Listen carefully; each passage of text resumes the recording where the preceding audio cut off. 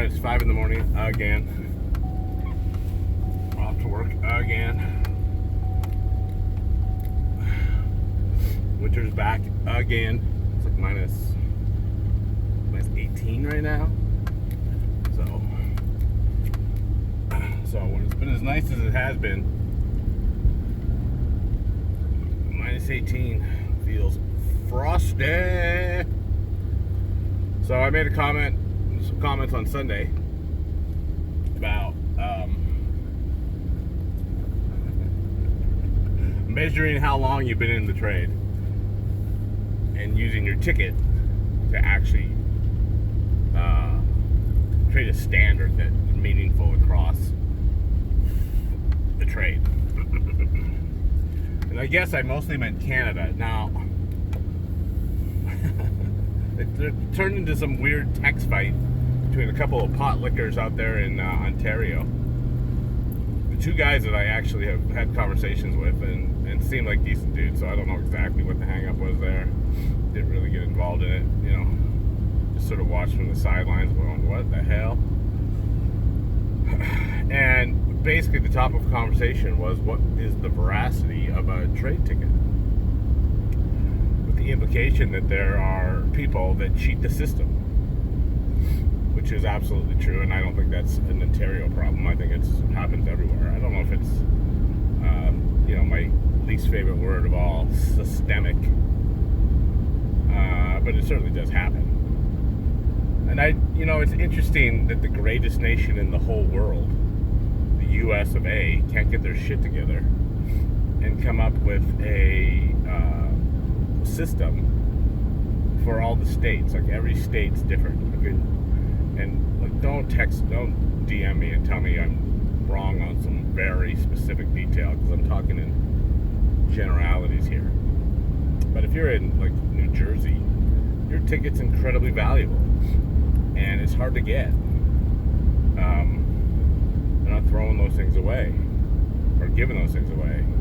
I know that like in Illinois and Minnesota, that you have to take a yearly course online, I suspect, to recertify or to keep your ticket active. And then you get into places like Texas and Arizona and California, where you take like a 90-day freaking course and you're ticketed. Here in Canada, nationwide, with the exception of Quebec, but nobody likes Quebec, so those guys can go piss up a rope. Your ticket, no matter what province you're in, is a 4-year, basically 6,500 hour endeavor. And everybody says 4 years, but I've told everybody that was worked for me and my kids, it's going to become like my catchphrase, I've told my kids that it's a 5 to 6 year, it should take you 5 to 6 years at minimum. You're not doing yourself giving yourself any advantage by trying to short circuit that. And both of my boys took 7 years. Now, COVID was a factor in that. Isaiah got punted in March of 2020 and couldn't get back in until the following year. And same with Pete. It wasn't worth doing YouTube classes, which is what it was over COVID, and for some time after COVID, to make it to make it meaningful.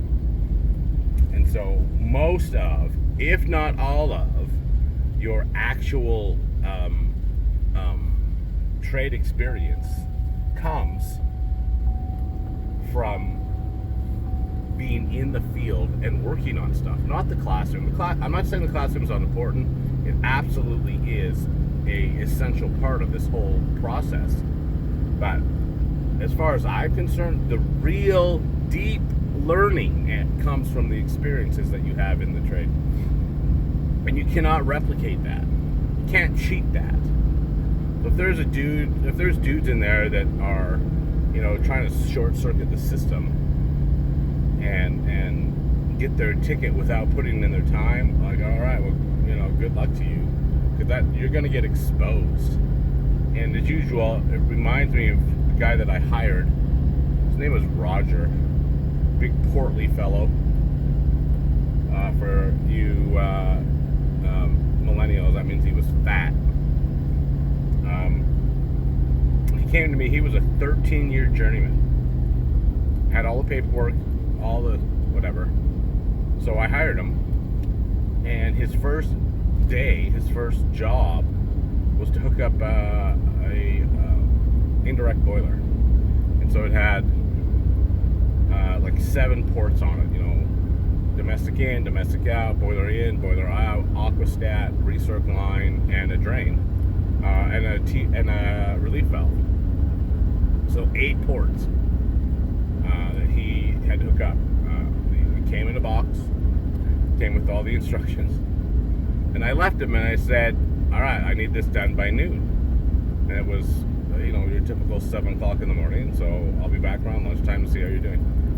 And when I got back there 5 hours later, he had completed the domestic in and out, and was perplexed on how all this stuff worked. He had no idea how any of this stuff worked. And I'm like, dude, you've been a journeyman for 13 years. What have you done? And he was a dude. Got a whole story about that dude. He knew the fitting measurements, like your fitting allowances of every fitting there was. So if you had a 3/4 fitting, he knew how long that, I don't even know what it's called, the insert of that fitting was. So he could just measure a piece of pipe, and there'd be a 3/4 90 on this side and he would know exactly how long that would be. He was, I don't know, was he autistic? Or, I mean, all he did was commercial pipe fitting his whole life. And so when he had to think for himself, he was absolutely useless.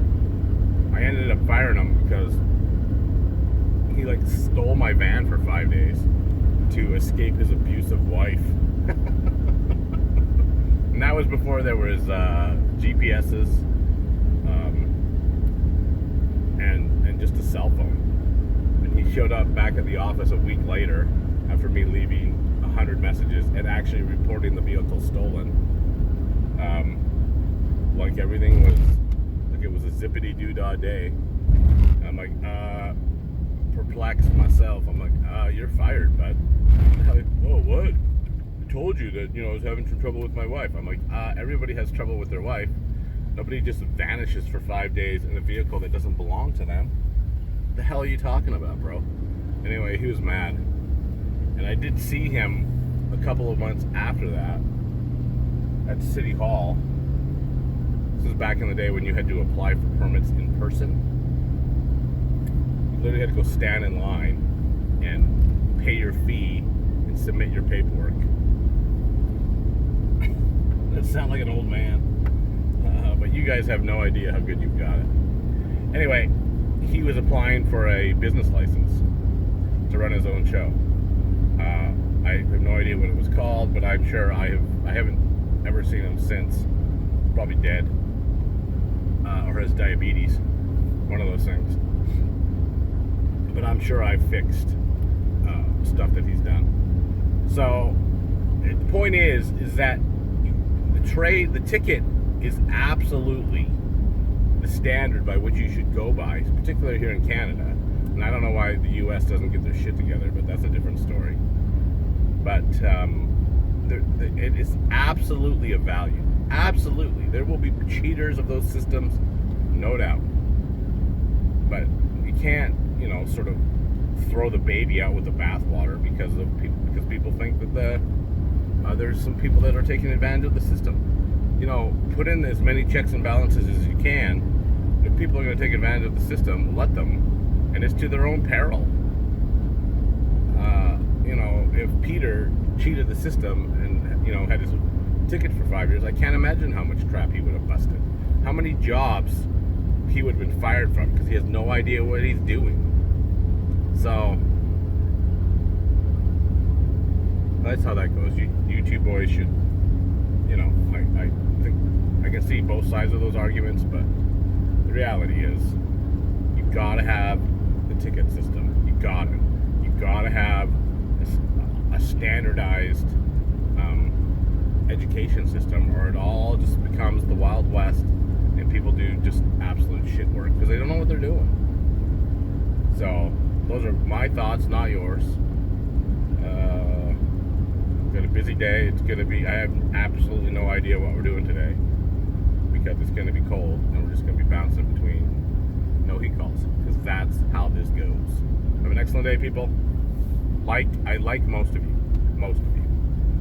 Take that to the bank.